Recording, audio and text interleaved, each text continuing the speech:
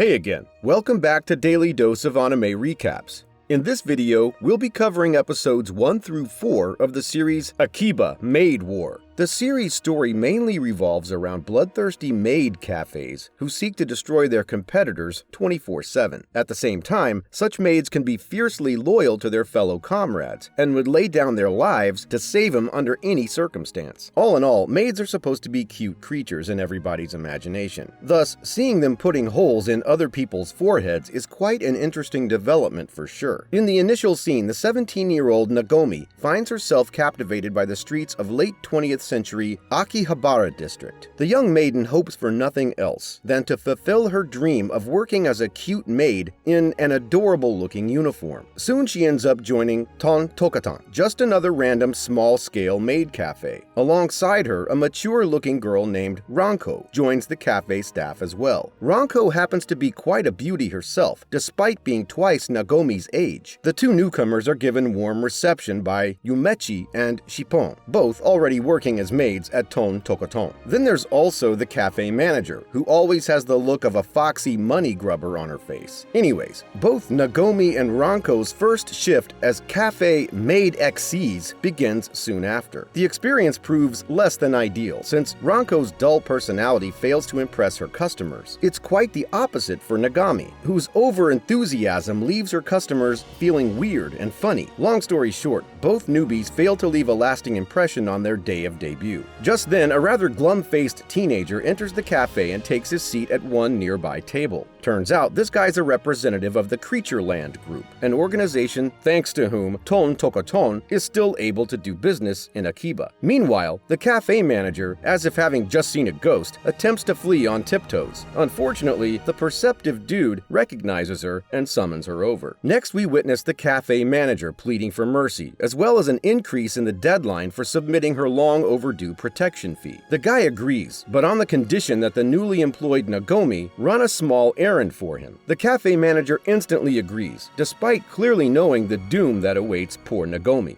Surprisingly, though, the usually quiet Ranko insists upon accompanying Nagomi on this small errand run of hers. Hence, the two head out to fulfill their mission in an ASAP manner. Meanwhile, the shameless cafe manager, knowing what to expect from Nagomi and Ranko's endeavors, has already started drafting a flyer for urgent hiring of new maids. Upon delivering the letter and having its contents read out loud, it's revealed how the letter threatens to exterminate all rival cafe members currently present there. Ominous feelings start to well up in Nagomi's stomach, just as the maid opposite starts slapping her delicate face non-stop. Ranko instantly springs into action after witnessing her fellow maid in peril and utilizes her Glock 17 to put a hole in the woman opposite's head. She then grabs hold of the shell-shocked Nagomi's wrist and slips away from the enemy's base. Soon after, a horde of bloodthirsty maids starts pursuing them both. In order to live, the fearless Ranko goes on a murder spree and slaughters every last one of her pursuers. All the while, Nagomi's fellow maid keeps a straight face, as if killing a ton of cute maidens is anything but unusual for her. With blood splattered all over her clothing, as well as a couple dozen corpses nearby, the dumbstruck Nagomi wishes to abandon being a maid after only her first day of work. Early in the morning, poor Nagomi is given further chills at the sight of Ranko bandaging a gruesome bruise on her arm. Meanwhile, their miserable cafe manager is used as a golf stand by the Creature Land group's representative. Turns out the plan had all along been to let one of the newbie maids die from delivering that aggravating letter to their opponents. Things obviously didn't go as planned, though, since instead of letting one of her comrades die, the homicidal Ranko committed a massacre at the rival cafe. As a result, the Creature Land group ended up in a tight spot thanks to them. All in all, the group's representative dude threatens to clobber the cafe manager unless she clears her long overdue protection fee soon enough. Back at the cafe, Nagomi is flabbergasted after witnessing how Yumechi and the rest are still able to continue with the cute maid act despite last night's events. The newbie is baffled at the thought of her fellow co-workers butchering rival maids every now and then, just like Ranko. The thoughts well up until Nagomi finally acts upon Shippon's advice and heads out to catch some fresh air. While outside, she has a chance encounter with Narua, a young maid just like her. Both have a heart-to-heart chat about the struggles of living, or rather surviving in maid society. Surprisingly though, this girl Narura turns out to be Miss Positive and points out how working as a maid has its own perks as well. For one, maids working together tend to become no less than family after a while, supporting each other and having each other's back 24/7. The other benefit is them getting to wear cute uniforms all day long. Nagomi's mood is uplifted as a result of hearing all that, and so she resumes her duties at the cafe with newfound motivation and resolve. A while later, the dejected cafe manager enters the place with a glum look on her face. She soon explains how things went to hell after she borrowed money from a local loan shark with her own freaking cafe at stake. Said guy suggested for her to pay the nearby casino a visit as means of doubling her cash swiftly. As expected, the greedy cafe manager had to exit the casino with empty pockets soon enough. Back at the present, the penniless staff at Ton Tokaton is left with no choice other than to evacuate their cafe and let it be confiscated by the loan shark. Just then, the fire of ambition sparks yet again in the cafe manager's heart. The crook thus inspires all the maids into donating all their accumulated savings for the sake of one last round of gambling. In this way, Nagomi and the others are willing to stake their everything upon this last visit to the casino. Meanwhile, it's revealed how the wretched loan shark himself is pulling the strings from behind the scenes at the casino. That said, it's only natural for dimwits, such as the cafe manager, to be hoodwinked out of their lifelong savings, etc. Same stuff happens back in the present, with Nagomi and the others winning some cash in the beginning, enough to pay off their cafe debt. Sadly though, the cafe manager's insatiable greed leaves them penniless once again, not long after. Left with no other choice, the girls all participate in one final game of poker, with themselves at stake. Simply put, should the maids lose this poker match, then they'll end up spending the rest of their lives poaching for crabs at some faraway ocean. As soon as the match begins, the incompetent cafe manager, Nagomi, as well as Shippon, are all kicked out and caged away for shipment. Meanwhile, Ranko hands over all her chips to Yumechi upon her request. In such a way, the usually quiet and distant girl is willing to put her life in her fellow maid's hands without any hesitation. Things don't go well as Yumechi faces loss after loss. Then, just as the match is about to be settled for good, Yumechi stakes all her chips on one round. She then reveals how the opposition is used to fidgeting with her glasses every time she has a winning bet. The girl in question didn't do the same this time around, meaning that she's merely bluffing and has no chance of winning this one at all. Everyone, whether it be friend or foe, is amazed and left speechless by such an awe-inspiring speech. Unfortunately, poor Yumechi's face soon becomes crestfallen once the maid opposite reveals her cards. Obviously, the enemy had the winning bet all along, resulting in Yumechi being put behind bars along with the rest of them. The treacherous loan shark makes an entrance just then. The guy's simmering with impatience and just can't wait to ship all these maids away to some wretched hellhole. Here, we are reminded of a surprisingly interesting fact about Ranko. Thing is, although she may be trash when it comes to playing poker, Ranko's certainly a prodigy when it comes to putting holes in other people's foreheads. That said, a gruesome firefight soon begins between the casino workers and Ton Tokaton's maids. As for Ranko, the crazy woman single-handedly blows up the entire casino simply by reflecting the enemy's grenade. In the aftermath of the battle, the rookie, Nagomi, is beyond grateful just to be alive, as well as being able to enjoy her scrumptious breakfast. A couple days later, Nagomi's busy handing out flyers as usual, together with Narura, when a group of weirdos pass by. Narura explains how the guys are from the figure company, which has been getting lots of attention lately thanks to their in-demand figurines. Ranko, who's there as well, tries handing a flyer over to the bunch of arrogant mobs. Instead of refusing politely, the head guy named Kojima starts insulting both Ranko as well as her cafe. Just when Ranko's about to smack Kojima flat on his face, she's stopped by Zoya, the figure henchman's current bodyguard. Zoya claims how maids are supposed to be lively and cute. As for Ranko, her violent and impulsive nature deems her unworthy of being a maid. Afterwards, the Creatureland group's representative pays yet another visit at Ton Tokaton. The guy's going insane thanks to the cafe manager still being unable to pay her protection fee. As a result, he decides to let Ranko acquire a suitable job in hopes of acquiring some additional cash. That said, Nagomi and the others accompany Ranko to Akiba's Fluffy Sweet Club, where plenty of ruthless maids are busy competing for the championship in a martial arts competition. Gotta admit, the club's name is indeed contradictory when compared to the game itself. Anyways, the plan is to let Ranko lose against the current champion in a fixed match. Then, by betting all their savings upon the opponent, the cafe manager will end up winning enough cash to pay off the debt. Unfortunately, they all learn how Ranko ain't the type to pull her punches. That said, she knocks the previous absolute champion, Masami, out cold with just one smack on her pretty face. Having her strategy spoiled, the show's runner named Taira kills the annoying Kojima in frustration. Served him right, since the despicable dude had been hoping for earning a heckload of cash in return for a fake figurine. Later, it's the cafe manager's turn at having a gun pointed at her. Thankfully though, the cunning manager uses her silver-smooth tongue to get out of trouble yet again. Her plan is to get the unstoppable Ranko all the way to the finals, and then have one of Taira's lackeys defeat her in the grand finale. In such a way, Taira will end up raising a star boxer as well as tons of money. Who better to serve as Ranko's final opponent than Zoya, an elite assassin raised by Taira herself? While practicing, Zoya is instructed to exterminate Ranko instead of just defeating her. The German girl ain't too bothered by going the extra mile. After all, she hasn't seen eye to eye with the fake Maid since the very beginning. Finally, it's Ranko versus Zoya at last. The worried cafe manager constantly reminds Ranko to lose the freaking match no matter what. Have to admit, telling your beloved accomplice to deliberately lose a match? That's a first. Anyhow, Ranko does as instructed and doesn't hit back for the first 10 rounds. All this while, she's forced to fend off against a flurry of brutal attacks from Zoya, who ain't holding back the least bit of her potential here. Later in the 11th round, one of Zoya's kicks manages to slash apart the hair tie gifted to Ranko by Nagomi not long ago. The loss of a precious gift finally gets to Ranko, and so she lands a wonderful smack at Zoya's jaw just before the round ends. In the final round, Ranko explodes yet again after having her store and friends insulted. As a result, she unleashes the beast and lunges at Zoya with a flurry of jabs and kicks. While both contestants are striving hard to destroy their opponent, Zoya starts reminiscing about how she had been forbidden from owning anything cute since she was young. What's more, the unfortunate girl got raised as a killer since early childhood. Later on, she gave her dream of being a cute maid a go, but she didn't have the knack for it, as she was mercilessly told by her customers. At present though, Zoya can't help but become baffled and confused by her opponent, one who claims to be cute despite landing punches heavy enough to topple an elephant. As the fight progresses, the two finally reach an understanding, with Zoya realizing how she too can be cute and lovely like Ranko, if only she wishes to be that way. Some distance away, Nagomi decides to hell with deliberately losing a match, and then starts cheering for Ranko's victory. All of a sudden, feeling encouraged, the indomitable Ranko does a final exchange of punches, resulting in Zoya being knocked out cold, obviously. For a moment there, you would think the two had quite an understanding, as well as the budding sense of friendship. That's only until Ranko starts ramming the unconscious Zoya with her insane punches, despite having already won the match. As for the cafe manager, the poor lady is about to choke at fear of having to sell her organs in order to pay off a debt. Thankfully though, Kojima's lackeys pay Taira a visit just then. The nasty woman had previously misled them into thinking of Ranko as their boss's killer. Before the match though, Ranko coincidentally discovered the authentic clay figurine from Kojima's pocket and wished to hand it over to Taira in person. What's funny is how the arrogant and snobbish woman had refused to grant Ranko an audience back then. Being in a hurry, Ranko simply left a note on Taira's office door, claiming to have discovered something of value from the corpse's possessions. Having been hung in such an obvious position, the note soon became discovered by Kojima's henchmen. This eventually led to Taira's downfall at their hands, while ensuring that the crew from Ton Tokoton snuck away safely from the club. In the end, Yumechi sells the authentic figurine to clear off the debt accumulated thanks to Ranko's superb victory. As for the protection fee that still remains, who cares? A while later, Zoya ends up joining Ton Tokaton as a maid as well. The usually tough girl seems to have completely overcome her inferiority complex and won't consider herself as anything less than cute from henceforward. At the episode's end, Zoya throws an eager look at Ranko, clearly wishing to learn more about being a maid from her in person. Days later, the cafe manager attends a gathering at the renowned Creatureland group. The authorities there announce how each cafe is to be allocated with a trainer to help discipline their maids. As for Ton Tokoton, the trainer appointed for this cafe in particular is a glum-faced woman named Sano. Soon as she arrives, Sano starts rambling about the heckload of faults in the way Nagomi and the others dress, cook food, or have decorated the cafe. Having just a week to train the newbies, Sano clearly doesn't want any distractions, killing the mood for her. For that purpose, she kicks the good-for-nothing cafe manager as well as the lousy panda outside of their own cafe for an entire week.